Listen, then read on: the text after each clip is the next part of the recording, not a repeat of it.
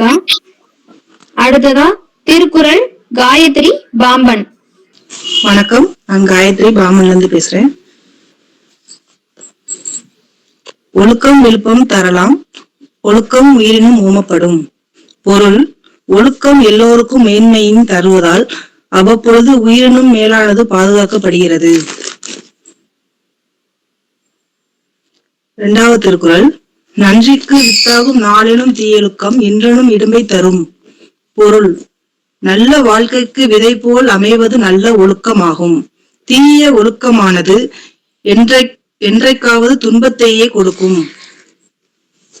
பொருள்: வாய்மை எனப்படுவது யாதெனின் யாதென்று தீமை இல்லாத செயல். அதுக்குரிய பொருள்: வாய்மை என்று சிறப்பித்து சொல்லப்படுவது யாது என்றால் வீணாவின் அதன் பிறரோர் உயிர்க்கு தீங்கு தராத சொற்களை சொல்வது ஆகும். எல்லா விளக்கும் விளக்கல்ல, சான்றோர்க்கு பொய்யா விளக்கே விளக்கு. இருளை போக்கும் எல்லா விளக்குகளும் விளக்குகளாகாது.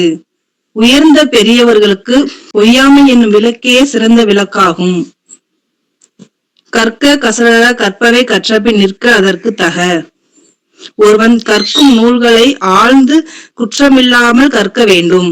அவ்வாறு கற்க வேண்டியதை நன்கு கற்றபின் அதில் சொல்லியபடி நடக்க வேண்டும். தொட்டனை தூறும் மணற்கேணி மாந்தர்க்கு கற்றனை தூறும் அறிவு. மணலில் உள்ள கிணறு தோண்டிய அளவிற்கு நீர் சுரக்கும். ஆனால் மனிதர்க்கு அவர் கற்றபின் அதற்கு அளவிற்கே அறிவு பெருகும். நன்றி.